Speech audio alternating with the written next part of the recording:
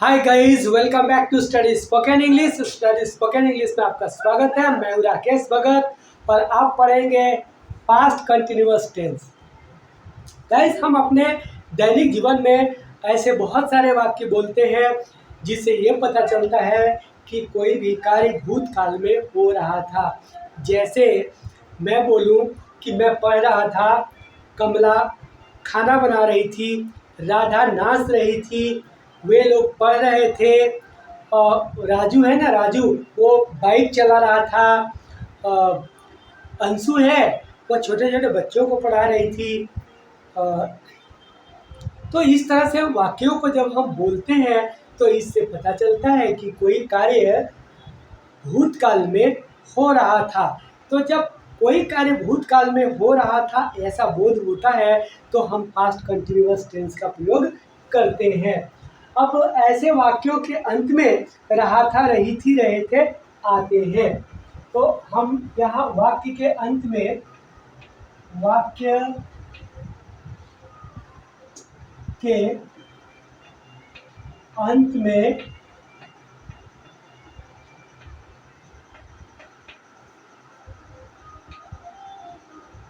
रहा था,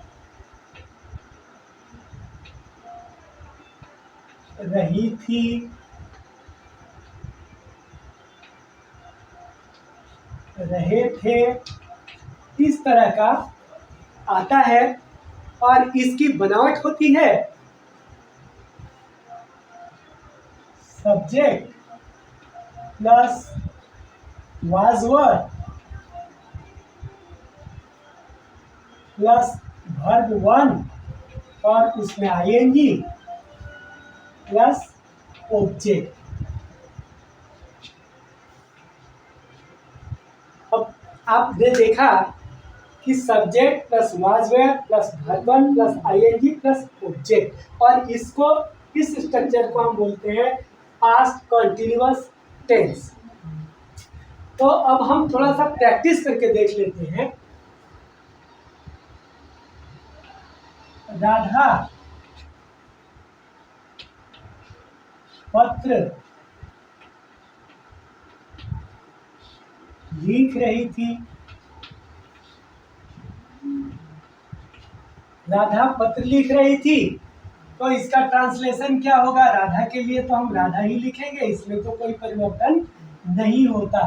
लेकिन राधा के साथ में क्या आएगा? वाज आएगा। क्या? क्योंकि यहाँ सिंगुलर सब्जेक्ट के साथ में वाज होगा और प्लूरल सब्जेक्ट होगा तो वहाँ वेयर हो जाएंगे, वर हो जाएंगे। तो राधा वाज, अब राइट है, लिखना का क्या है? राइट, और उसमें आईएनजी लग जाएगा तो writing. Radha was writing a letter, Radha was writing a letter, Radha पत्र लिख रही थी। मैं भूगोल पढ़ा रहा था,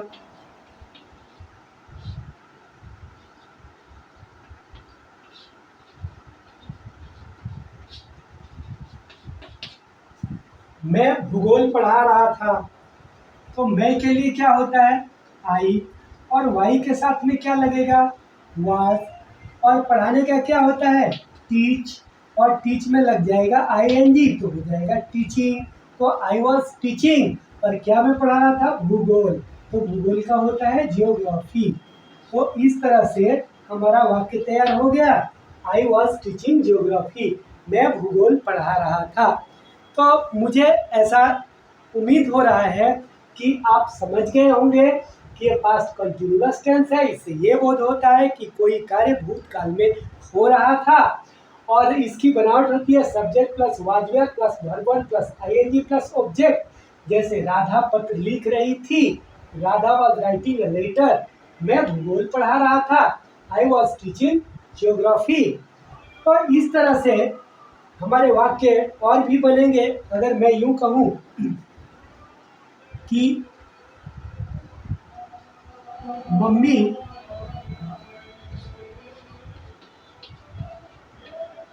खाना बना रही थी, तो मम्मी खाना बना रही थी के लिए क्या होगा? मम्मी का हो जाता है मदर, और mother third person singular number है, इसलिए यहाँ पे लग जाएगा वाज, मदर वाज, और खाना बनाने का होता है कुक और उसमें आईएनजी लग जाएगा, कुकिंग, मदर वाज कुकिंग। अब क्या बना रही थी? खाना। तो खाना को क्या बोलते हैं? Food. Mother was cooking food, mummy खाना बना रही थी। तो मैं उम्मीद करता हूँ कि आप लोग समझ गए होंगे और आगे और भी प्रैक्टिस करते हैं। इसके पहले कि अगर वीडियो आपको अच्छी लगती है तो प्लीज़ लाइक करें, सब्सक्राइब करें और वीडियो को ज़्यादा से ज़्यादा शेयर करें ताकि आप भी सीखें और आपके दोस्त भी सीखें। कि हमारा स्ट्रक्चर तैयार हो गया है। अब इस स्ट्रक्चर में है subject plus was were plus verb one plus ING plus object, subject plus was were plus not plus verb one plus ING plus object, was were plus subject plus verb one plus ING plus object, और was were plus subject plus not plus verb one plus ING plus object. और W H family जब आता है तो W H plus was were plus subject plus verb one plus ING plus object, और W H plus was were plus subject plus not plus verb one plus ING plus object. मैं उसे डांट रहा था, तो इसका इंग्लिश क्या होता है? मैं के लिए आई के साथ में लगेगा वाज, और डांटना का होता है स्कोल्ड, और स्कोल्ड में आईएनजी लगा देंगे तो हो जाएगा स्कोल्डिंग। तो आई वाज स्कोल्डिंग, और किसे? उसे। तो उसे के लिए क्या होता है? हिम। तो आई वाज स्कोल्डिंग हिम, मैं उसे डांट रहा था। और आपने देखा ये सब्जेक्ट है तो यहाँ सब्जेक्ट है और सब्जेक्ट के अनुसार वाज वेयर है तो इसमें से ये वाज आ गया, और यहाँ वाज है। देखिए वर्ब वन है उसमें आईएनजी है तो स्कोल्ड हमारा वर्ब हो गया और उसमें आईएनजी लग गया, verb plus verb one plus ING, और ऑब्जेक्ट हो गया हिम। तो इस तरह से वाक्य बनता है मैं उसे डांट रहा था, आई वाज स्कोल्डिंग हिम। अब जब हम इसका नेगेटिव बनाते हैं तो क्या होगा? आई वॉज नॉट स्कोल्डिंग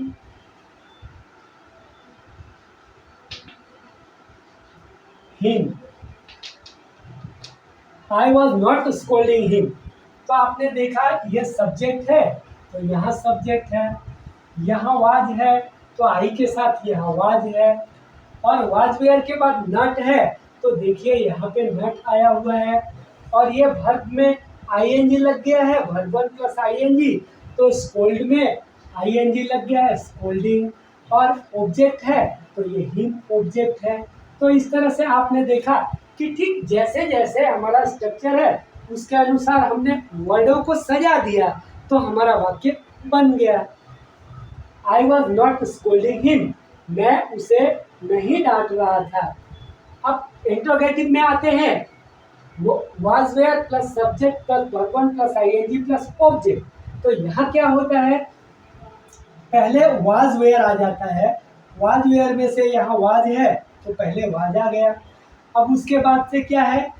तो वाज के बाद वाज वेयर के बाद से सब्जेक्ट है, हमारा सब्जेक्ट आई है तो हमने क्या बैठाया? आई, तो वाज आई। अब वाज वेयर के बाद सब्जेक्ट लगाया और उसके बाद से वर्ब वन प्लस आईएनजी, तो वर्ब वन प्लस आईएनजी क्या? Scolding, was I scolding. और उसके बाद से ये ऑब्जेक्ट है तो ऑब्जेक्ट है him, was I scolding him, और प्रश्नवाचक है इसलिए प्रश्नवाचक हिम। तो वाज आई स्कोल्डिंग हिम, क्या मैं उसे डांट रहा था? अब नेगेटिव में आते हैं तो पहले वाज वेयर होगा तो यहाँ पे हम वाज लिख देंगे। अब वाज के बाद में क्या आता है? वाज वेयर के बाद सब्जेक्ट आता है तो हमने सब्जेक्ट आई लिख दिया, वाज आई, और उसके बाद क्या है? नॉट, तो यहाँ पे लिख दिया नॉट, और उसके बाद से क्या है? वर्ब प्लस आईएनजी, तो वर्ब प्लस आईएनजी है स्कोल्डिंग, तो हमने यहाँ लिख दिया स्कोल्डिंग,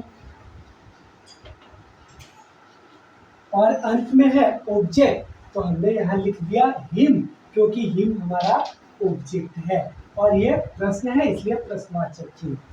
तो was I not scolding him, क्या मैं उसे नहीं डांट रहा था? अब आता है WH फैमिली। WH में बहुत सारे वर्ड आते हैं जो या तो WH से शुरू होते हैं या फिर W से शुरू होते हैं, या तो साधारणतः WH से ही शुरू होते हैं, और उसमें कोई कोई वर्ड है जो H से भी शुरू होता है, जैसे हाउ है H से शुरू होता है। तो WH वर्ड में what, where, why, when, while, इस तरह के वर्ड आते हैं जो ये बताते हैं कि प्रश्न पूछा जा रहा है, यानी प्रश्न पूछने के लिए आता है।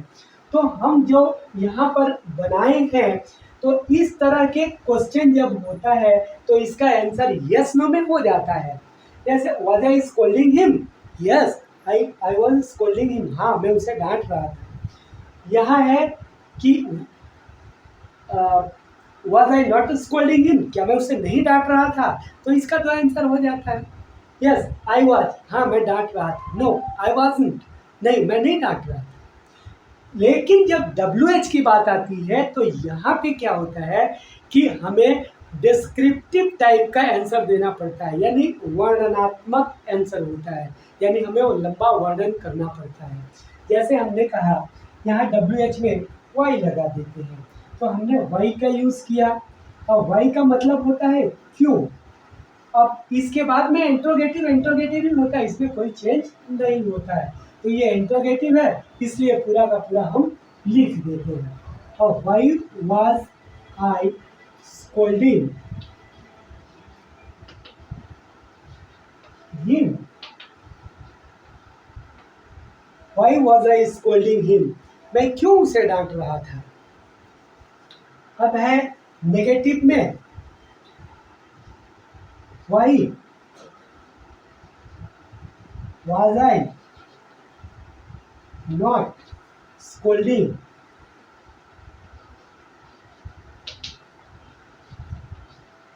Him, why was I not scolding him, क्यों मैं उसे नहीं डांट रहा था।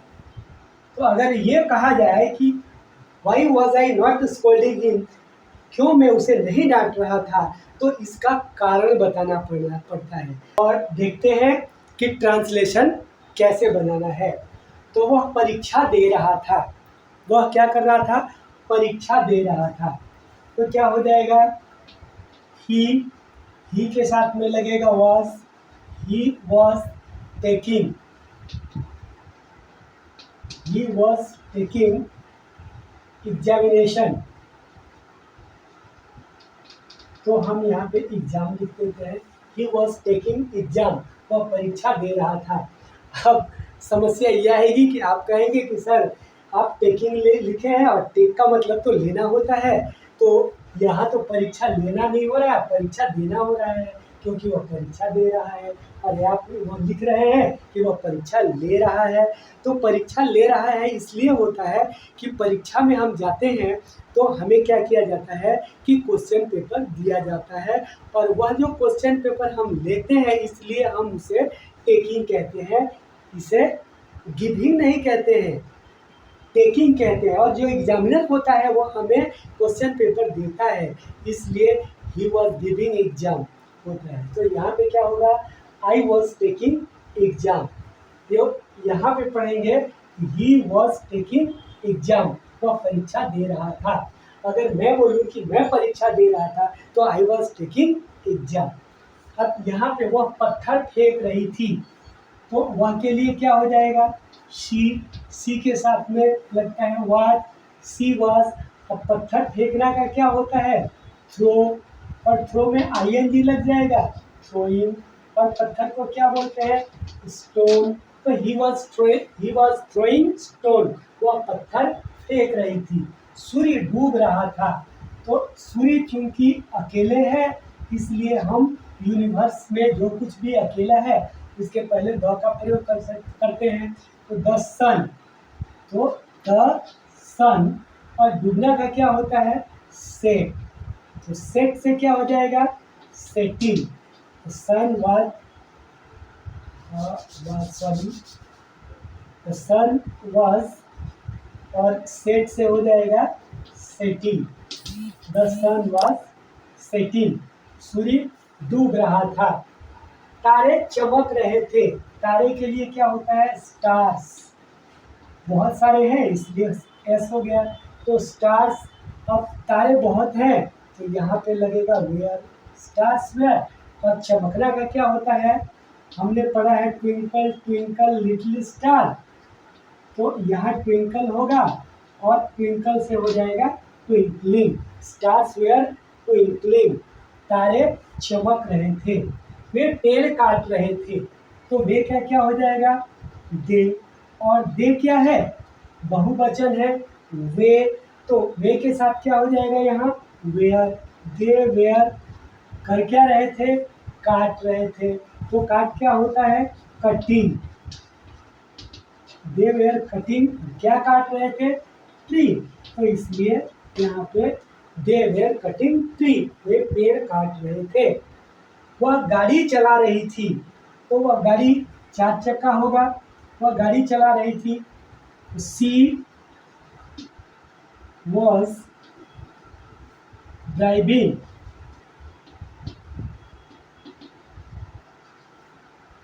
और यहाँ पे एक और वर्ड लिख देते हैं, राइडिंग।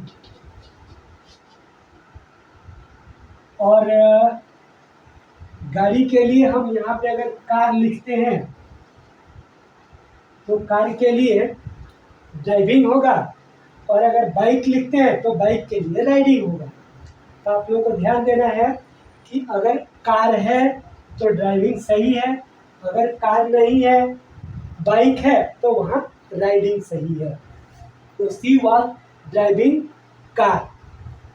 यहाँ राइडिंग तब लगेगा जब बाइक हो या फिर साइकिल हो। राजू तैर रहा था, तो राजू के लिए यहाँ आ जाएगा राजू। और राजू के साथ वाज लगेगा, राजू वाज। और तैरना का होता है स्विम, और स्विम में आईएनजी लगाना है, तो हमने लगा दिया swimming. Raju was swimming, Raju तैर रहा था। मम्मी घर साफ कर रही थी। मम्मी क्या कर रही थी? घर साफ कर रही थी। मदर वाज क्लीनिंग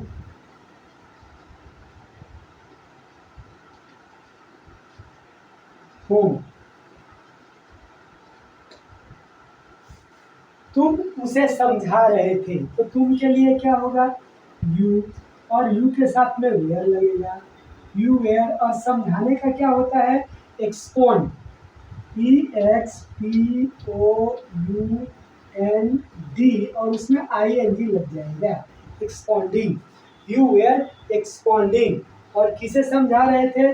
उसे, तो उसे के लिए क्या हो जाएगा? Him. You were expounding him, तुम उसे समझा रहे थे। You were expounding him. तो गाइस, इस तरह से आपने देखा कि आपका ट्रांसलेशन तैयार हो गया। आप भी इसे प्रैक्टिस करें, ज़्यादा से ज़्यादा समझने की कोशिश करें।